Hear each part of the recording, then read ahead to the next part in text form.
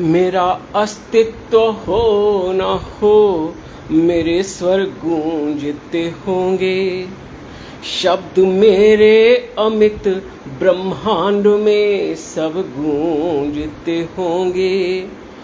तेरे अधरों ने मेरे गीत आलिंगन किए होना, तुम्हारे मन में मेरे गीत क्षण क्षण गूंजते होंगे। सत्य का प्रभाव ही ऐसा होता है कि सत्य को तुम भले ही स्वीकार न करो, लेकिन तुम्हारा जो अंतर मन है वो तो सत्य को स्वीकार ही करेगा, क्योंकि तुम्हारी प्रज्ञा तो सत्य का साक्षात्कार कर ही लेगी और तब तुम्हें सत्य को स्वीकार करना ही पड़ेगा। भले ही तुम अभिनय करते रहो कि मैं ये नहीं मानता हूं, मैं ये नहीं मानता हूं, सत्य से भाग नहीं पाओगे। सत्यमेव जयति नानृतम सत्येन पंथा विततो देवयाना येना क्रमन्त्य ऋष्यो ह्याप्त कामा यत्र तत् सत्यस्य परमम निधानम।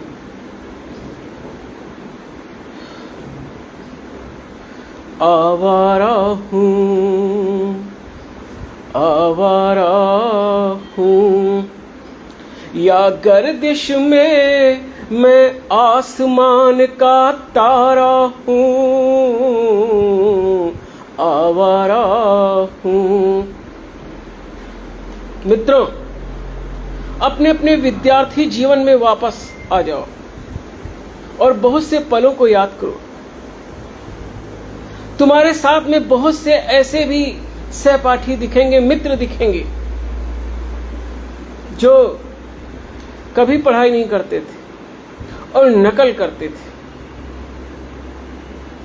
नकल करके आगे बढ़ते गए और उनमें से बहुत से नकल करने वाले तुम्हें आज संसार में, भारत में ही नहीं विश्व में हीरो दिखाई पड़ेंगे और आज समाज का संचालन कर रहे हैं, बहुत अच्छा संचालन कर रहे हैं। संसार का बहुत अच्छा संचालन कर रहे हैं, लोक कल्याण कर रहे हैं, हजारों के आंसू पोंछ रहे हैं, हजारों के होठों पे हंसी ला रहे हैं, जबकि उन्होंने कभी पढ़ाई लिखाई नहीं की और नकल करते हुए पढ़ाई में आगे बढ़ते गए। मैं ऐसे नकलचियों को साधुवाद देता हूं। मैं एडवोकेट अमित श्रीवास्तव, स्वामी अमित श्री नारायण,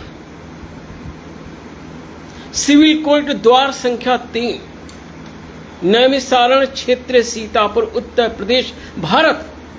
मैं ऐसे महान नकलची बंधुगणों को हार्दिक साधुवाद देता हूं। क्यों? क्योंकि वे संसार का आज कल्याण कर रहे हैं और वो लोक कल्याण में रत है। तो मित्रों, मैं कहना क्या चाहता हूं? कहना मैं ये चाहता हूं कि जो नकलची लोग थे उनमें से बहुत से लोग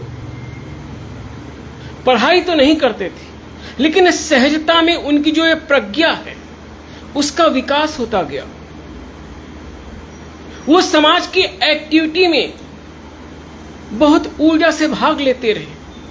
समाज को उन्होंने देखा, समझा, तो उनके अंदर स्वयं की प्रज्ञा का विकास हुआ। और प्रज्ञा का विकास ही मानव जीवन का उद्देश्य होना चाहिए। कोर्स में क्या है? कोर्स में पढ़ाई आपके मस्तिष्क में ठूंस दी जाती है, आपको कंप्यूटर बना दिया जाता है, एक सॉफ्टवेयर आपके मस्तिष्क में डाल दिया जाता है। उससे आपकी प्रज्ञा के विकास के जो द्वार हैं, आपके बुद्धि के जो विकास के द्वार हैं, वे बंद हो जाते हैं।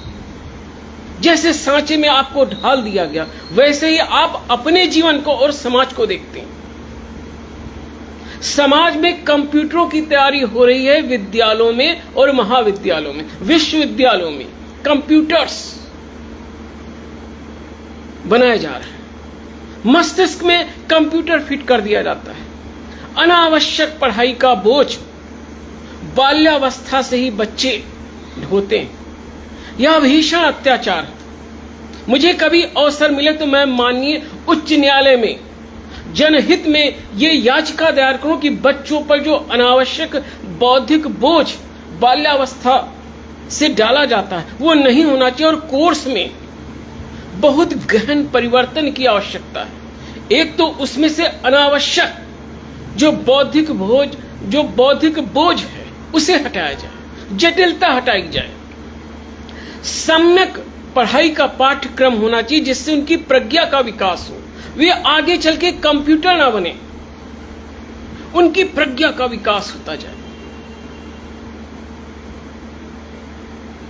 इतना प्रज्ञा का विकास होता जाए कि ऋतम भरा तत्र प्रज्ञा, जो महर्षि पतंजल ने योग दर्शन में कहा है, ऋतम भरा तत्र प्रज्ञा,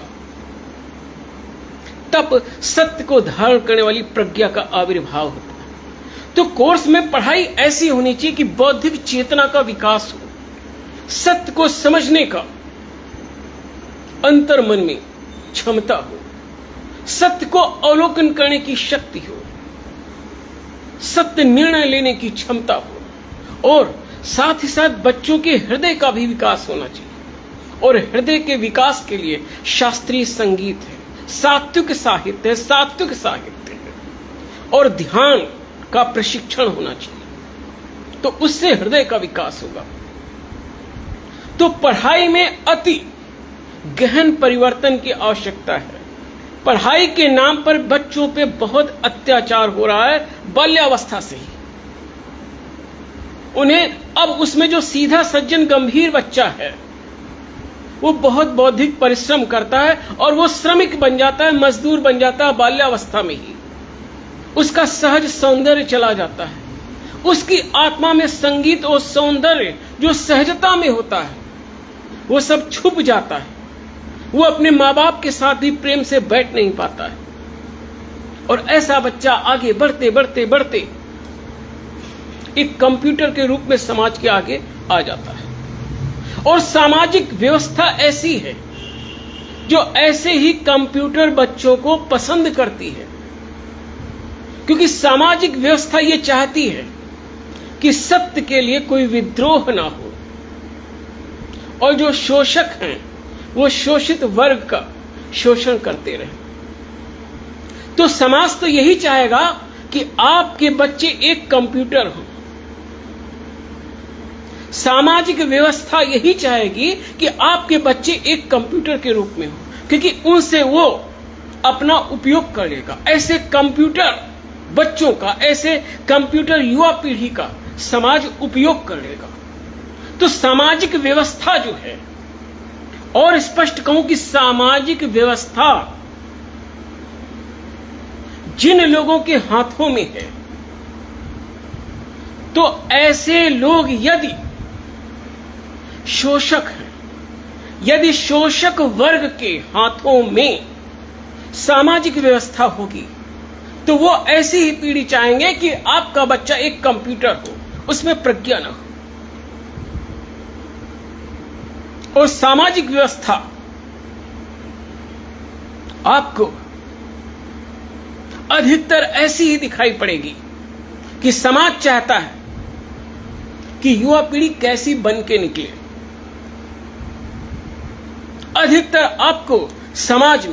अधिकतर समाज में यही दिखाई पड़ेगा कि शोषक वर्ग का ही जो है वर्चस्व है, और वो ऐसी युवा पीढ़ी चाहता है कि जो अपने वो उपयोग में ला सके, वो अपने अनुसार सरकारी सर्विस में लोगों की नियुक्ति करे, अपने अनुसार मिलों में, फैक्ट्रियों में युवा पीढ़ी को लगा सके। तो सामाजिक व्यवस्था चूंकि शोषक वर्ग के ही हाथों में अधिकतर होती है, अधिकतर सामाजिक व्यवस्था शोषक वर्ग के ही हाथों में होती है, तो वो शोषक वर्ग, वह सामाजिक व्यवस्था यही चाहेगी कि आपके बच्चे कंप्यूटर बन के निकले। अब यह आपको तय करना है कि आप अपने बच्चे को क्या निकालना चाहते हैं। आज आप मैं एडवोकेट हूं, प्रमाण सहित बात कहता हूं। आप बहुत से हमारे आदरणीय सांसद बंधुगणों को देखें, आदरणीय विधायक बंधुगणों को देखें, उनके पास कितनी श्रेष्ठ प्रज्ञा है और वो समाज का कितना अच्छा संचालन कर रहे हैं। क्यों? क्योंकि उन्होंने बचपन में ही समाज में विद्रोह किया, उस पढ़ाई में रुचि नहीं रही, उन्होंने समाज की एक्टिविटी में भाग लिया, समाज को जाना और समझा, उनकी सहज प्रज्ञा का विकास हुआ। तो आपको दिखाई पड़ेगा कि बहुत से जो पढ़ाई लिखाई में तेज नहीं रहे, वे विधायक, बहुत से ऐसे विधायक, बहुत से ऐसे सांसद जो पढ़ाई लिखाई में तो ज्यादा तेज नहीं रहे, लेकिन आज समाज का कितना अच्छा संचालन कर रहे हैं। आप देखिए, आईएएस, आईपीएस, पीसीएस, बड़े बड़े उच्च प्रशासनिक अधिकारियों को जो